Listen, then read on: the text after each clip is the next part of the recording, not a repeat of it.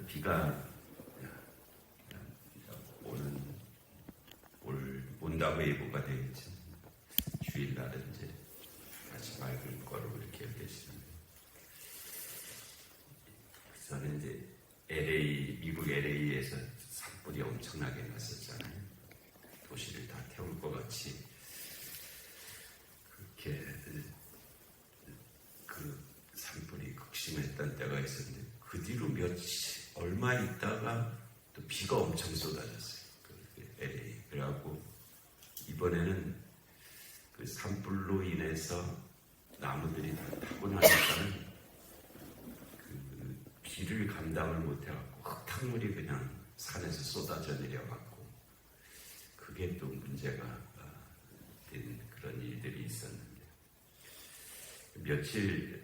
며칠보다 하여튼 얼마 사이였죠. 만일 그 비가 먼저 내렸다면 이제 그런 산불이 그렇게 내리지 않았을 거고, 비를 맞으면서 그 사람들이 정말 통감했죠. 이 사람의 힘으로 이게 안 되는구나. 이 며칠 사이에 이 비가 어느 때 왔느냐에 따라서 이렇게 다르구나. 우리나라도 이제 산불 많이 났는데, 그분들도 비를 맞으면서 참 생각이 많았을 것 같아요. 이제 이 비가 무슨 의미가 있는 건가?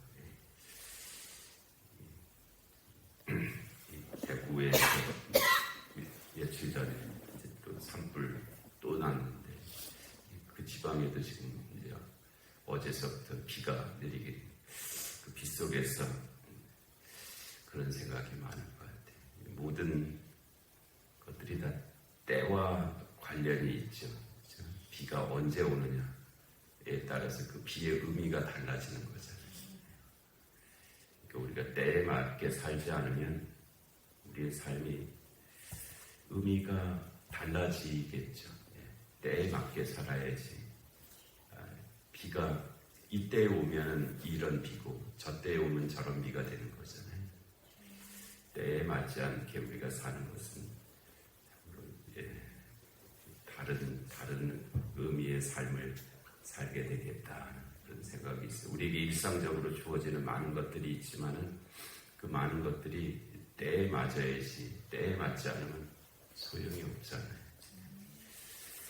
아무리 좋은 옷도 나이가 많이 들면 무거운 옷은 무조건 안 좋은 옷이랍니다. 왜냐하면 아무리 장식이 훌륭하고 그래도 이 무거우면 못 입거든. 무조건 가벼워야 입을 수 있지. 우리에게 주어지는 모든 것들이 다 그냥 우리의 사는 동안에는 다 있는데, 때에 맞는 것이냐 하는 것이 늘 있는 것 같아요. 그래서 그 때를 너희가 이 시기를 알라라고 그렇게 말씀하셨는데, 그 시기에 맞지 않는 행동들, 밤에 갑자기 운동장에 나와갖고서는 춤을 춘다, 그 이상하잖아요. 그렇죠? 때에 맞지 않는 이 모습들은 다 의미가 훼손되는 것처럼 그런 것들이 있습니다.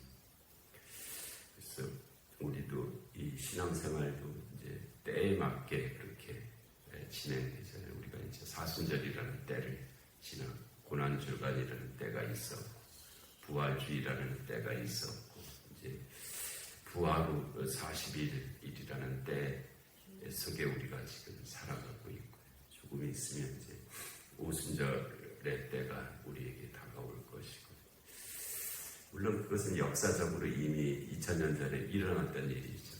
그런데 그 때는 또 반복의 속성을 가지고 있잖아요. 어제 떠올랐던 해가 오늘 또 떠오르잖아요.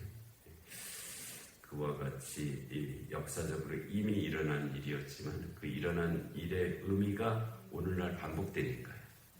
오늘날 우리의 삶에도 여전히 사순절이 있고, 고난주간이 있고, 부활주일이 있고, 또 부활 후 40일의 기간이 있고, 오순절이 있고, 또 성탄절로 또 이렇게 나아가고 하는 그런 이 반복되는 시간 속에서 우리에게 실제적으로 의미가 새롭게 또 부여되는 그런 일들이 있고요.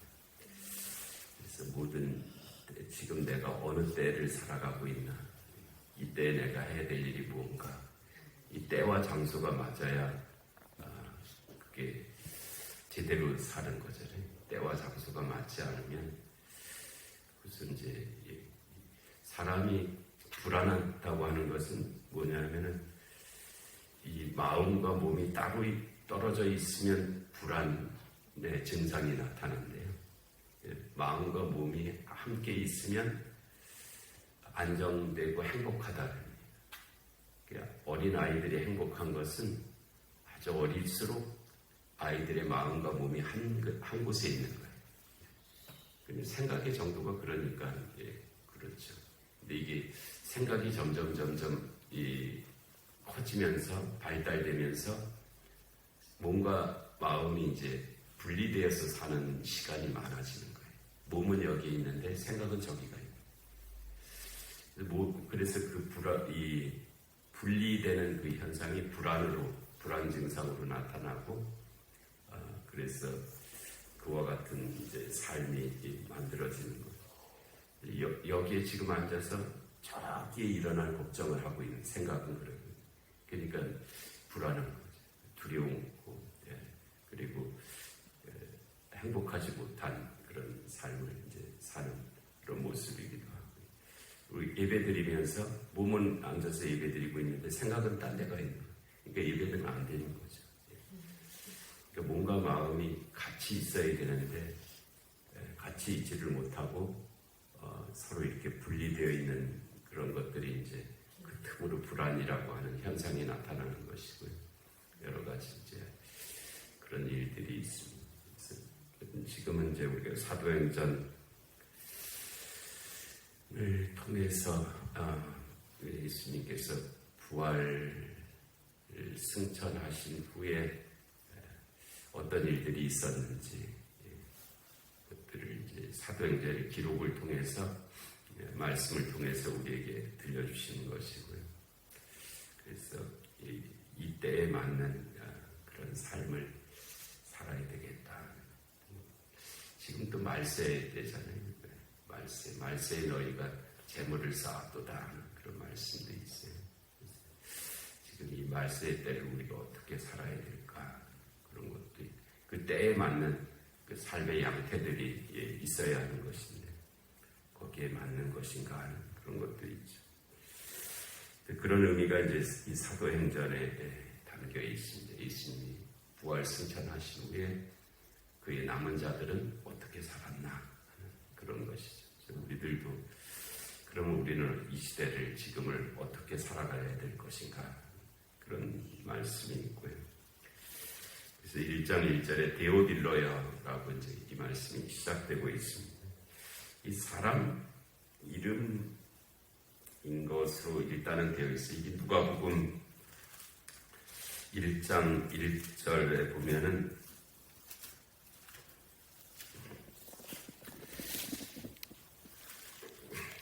우리 중에 이루어진 사실에 대하여 처음부터 목격자와 말씀에 일꾼된 자들이 전하여 준 그대로 내력을 저술하고 붓을 든 사람이 많은지라 이 모든 일을 근원부터 자세히 미루어 살핀 이 나가 이제 누구한데, 나도 데오빌로 각하에게, 각하는 이제 우리나라도 대통령 각하라는 말 많이 썼었잖아요.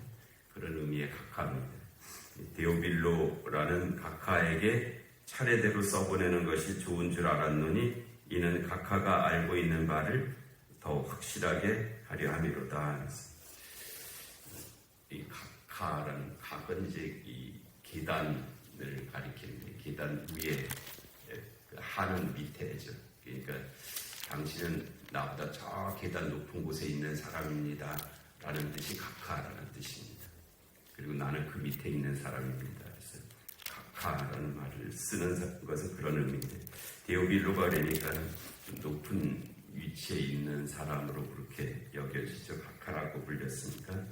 그래서 그 누가복음은 이제 그 데오빌로 각하라는 사람에게 쓴 형식, 편지 형식을 가지고 기록된 것이 이제 누가복음이고요.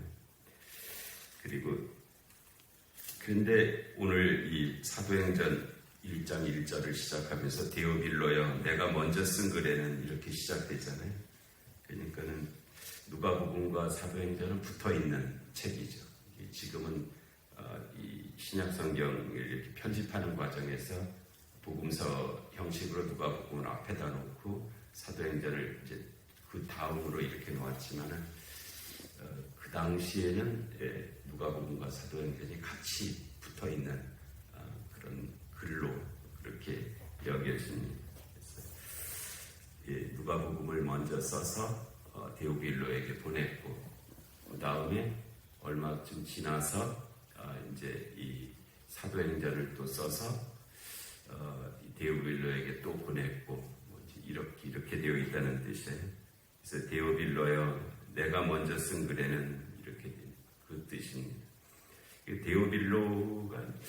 데오빌로 각하라고까지 불렀기 때문에 사람 이름이었을 가능성이 제일 많기는 많은데 그 당시에 이제 이 문학 형식으로 보았을 때 이제 우리가 어떤 자기의 뜻을 표현하기 위해서 가상의 인물을 설정하는 그런 기법들이 많이 있습니다. 실제 존재하는 인물은 아닌데 내가 누구에게 마치 말하는 듯이 해서 그 자기가 하고 싶은 말을 이렇게 풀어나가는 그런 것과 같이 데오빌로라고 하는 가상의 인물을 설정해서 그에게 마치 편지를 또는 어떤 사실을 알려주는 것 같은 형식을 빌어서 기록한 그런 의미의 인물로 볼 수도 있어요. 이 데오빌로라는 말이 데오가 이제 하나님이라는 뜻이고요. 빌로가 사랑한다라는 말이에요. 데오빌로가 그래서 두 가지 뜻이 다 가능한데 하나님이 사랑하는 자 혹은 하나님을 사랑하는 자 두 뜻이 다 있습니다. 데오빌로라는 말은. 그러니까 하나님이 그를 사랑한다. 하나님이 사랑하는 자. 하나님이 주격이죠. 그리고 목적격으로 하나님을 쓸 수도 있어요. 그래서 하나님을 사랑하는 자. 이 두 가지 의미가 다 들어있는 이름이 이 데오빌로라는 이름. 좋은 이름이죠. 내가 하나님을 사랑한다라는 뜻도 있고요. 하나님이 나를 사랑하신다. 그런 뜻이 동시에 들어있는 이름이 이 데오빌로라고 하는 그런 이름이에요. 그래서 데오빌로여 내가 먼저 쓴 글에 누가복음을 가리키는 말이에요.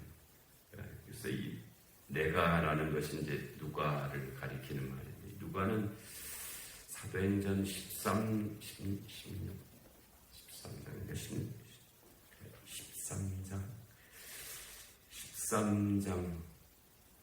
16장 13장에 우리라는 말이 나타나기 시작하는데 그 우리라는 말 속에 누가가 들어있을 거다라고 여겨지는 인물입니다. 거기에 누가가 내가 누가다라는 말이 나오지를 않아요.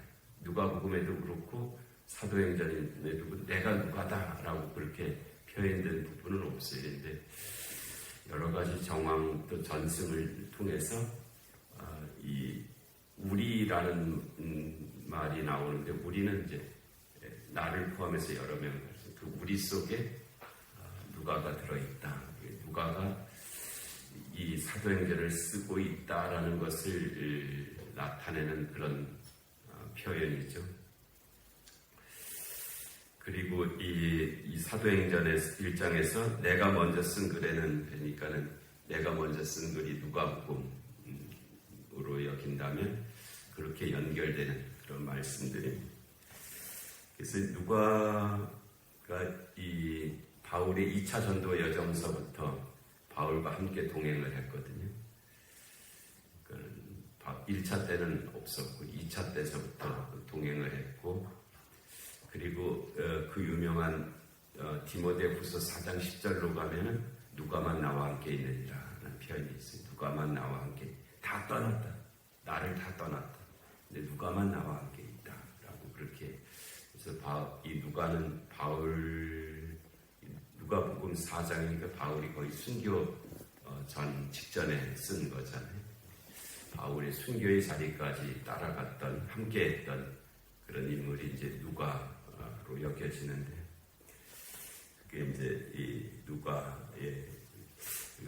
이제 의사였다. 의사 누가라는 말도 디모데서에서 나오는데, 그래서 그 당시에 이제 이 의사들이 대부분 그리스 전쟁 포로들이 이 의사들을 많이 했었습니다. 그리스 쪽에 의학이 발달했고, 그 그리스 사람들 중에 이제 전쟁 포로로 로마 제국 안에 들어온 사람들이 의사의 역할을 많이 했어요. 그래서 이 누가도 그런 배경을 갖고 있었던 그런 인물로 그렇게 여겨지고요. 그래서 바울이 이제 그 몸에 사단의 가시가 있었다 그랬잖아요. 아마 간질이었을 가능성이 제일 많고, 그런데 이 바울을 위해서 그 사단의 가시가 자기에게 떠나가기를 위해서 3번 기도했는데, 하나님께서 직접적으로 그 병을 고쳐주신 것은 아니고, 그렇다고 방치하신 것은 아니고, 이제 의사 누가를 바울 곁에 붙어 주셔서 평생 동역하면서 또 바울을 돌보면서 그렇게 살아가게 하신 그런 일들이 이제 누가에게 주어졌던 그런 일로 여겨지고요. 그래서 누가는 그 사명을 신실하게 감당을 했죠. 언제 누가에게 복음이 전해졌는지는 알 수가 없습니다. 하여튼 누가도 잘 믿는 사람이었어요. 그리고 그와 같은 역할을 끝까지 이제 감당하는 그런 것으로 이제 여겨지고요. 그 바울과 동행하는 그 과정 속에서 아마도 많은 그 누가복음의 많은 그 말씀들은 바울을 통해서 들었을 가능성이 제일 많죠. 바울과 이 선교 여행을 하면서 바울을 통해서 들었던 그 말씀들이 누가복음을 이루었을 가능성이 제일 많습니다. 우리는 복음서 하면 막 그냥 예수님 살아계셨을 때 복음서가 쓰여졌을 것 같이 그렇게 여겨지지만 그것은 아니었고요. 그렇게 쓸 이유도 없었습니다. 예수님 살아계셨을 때는. 예수님이 부활 승천하시고 나서 주님이 곧 재림하실 줄 알았는데 그렇게 되지 않자 이걸 우리가 알고 있는 이 내용들을 기록으로 남겨서 전해줘야 되는데 하는 그런 필요성이 생긴 거고, 그때에서부터 복음서가 기록이 됐거든요. 그래서 아무리 누가복음이 빨리 기록됐어도 주후 60년, 70년쯤으로 보여집니다. 그러니까 주님 부활 승천하시고 한 3, 40년 후에 복음서가 쓰여지기 시작했어요. 그러니까 그 누가복음을 쓴 것은 그래서 이 바울과 함께 다녔던 그때 바울을 통해서 들은 말씀들을 근거로 해서 누가복음을 이제 기록했다면, 누가복음은 거의 바울의 복음서와 같은 의미가 있고, 마가복음은 베드로의 복음서죠. 베드로가 마가에게 들려준 그 말씀들이 근거가 되어서 쓰여진 것이 마가복음이고요. 마태는 이제 마태 나름대로의 유대인의 시각을 가지고 마태복음, 요한은 요한의 시각을 가지고 그 공동체가 기록한 것이 이제 요한복음이고, 그렇게 되어 있는데, 그래서 내가 먼저 쓴 글에는 것은 그런 의미를 가지고 쓰여진 그런 누가복음을 가리키는 말이고요. 거기에서 무릇 예수께서 행하시며 가르치기를 시작하신부터 이제 복음서가 그렇잖아요. 예수님께서 행하신 일들, 기적과 인사, 가르치심, 그가 택하신 사도들에게 성령으로 명하시고 승천하신 날까지의 일이 누가복음에 기록되어 있다. 그가 고난받으신 후에 또한 그들에게 확실히 많은 증거로 친히 살아계심을 나타내사 40일 동안 그들에게 보이시며 하나님 나라의 일을 말씀하시는 사도행전의 특징 중에 하나인데, 아주 숫자를 기가 막히게 기록을 했어요. 예수님이 부활하시고 언제까지 계셨냐? 40일 동안 계셨다. 이 사도행전의 이 스데반의 설교 7장에도 보면은 모세가 40년 동안 이 애굽에서 살았고 40년 동안 또 광야에서 살았고 40년 동안 출애굽의 지도자로 일을 했다. 그것도 다 이 시간, 이 기간, 이것도 다 사도행전을 통해서 기록된 그런 내용들인데요. 그래서 예수님께서 부활하신 후 40일 동안 보이셨다는 것도 이 사도행전의 기록입니다. 누가를 통한 기록이죠. 그러니까 누가가 의사였다면 그런 성향이 있잖아요. 의사들은 자기들이 어떤 사실을 좀 더 구체적으로 기록하는 그런 특성을 가지고 있기 때문에 아마 그렇게 기록된 것 같아요. 또 사도와 함께 모이사 그들에게 분부하여 이르시되 이루살렘을 떠나지 말고 내게서 들은 바 아버지께서 약속하신 것을 기다리라. 이것도 이제 누가복음에서 약속된 그런 말씀이고요. 요한은 물로 세례를 베풀었으나 너희는 몇 날이 못되어 성령으로 세례를 받으리라 하셨느니라. 이 말씀에 따라서 이제 우리에게 이와 같은 일이 일어났습니다라고 이렇게 서술하는 그런 내용들인데, 이 사도행전을 통해서 우리에게 들려주시는 말씀들, 또 우리의 삶 가운데도 함께 하실 줄로 믿습니다. 은혜로우신 하나님 아버지, 귀한 새벽을 저희가 허락하시고 사도행전의 말씀을 다시금 하나님 들을 수 있도록 은혜 주셔서 감사합니다. 하나님, 이 말씀 가운데 저희들의 삶이 있게 하여 주옵시고, 또 이 말씀을 이미 먼저 이루어갔던 그 신앙의 선진들을 따라서 또 저희들도 이 시대를 그와 같이 하나님 살아갈 수 있게 하여 주시옵소서.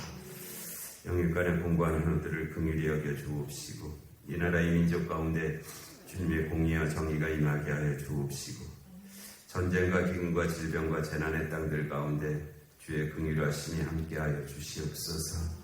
하나님 아버지, 주일을 예비하는 날입니다. 저희 자신과 주변을 둘러보게 하시고 내일 거룩한 주일에 참여할 수 있는 모든 성도들 다 되게 하여 주시옵소서. 내일은 성찬의 귀한 일식으로 또 저희를 불러주시니 하나님 그 은혜를 사모하며 참여하는 모든 성도들 되게 하여 주시옵소서. 하나님, 이 새벽 기도 가운데도 은혜 내려주시기를 간절히 사모하옵고 예수님의 이름으로 기도하옵나이다. 아멘.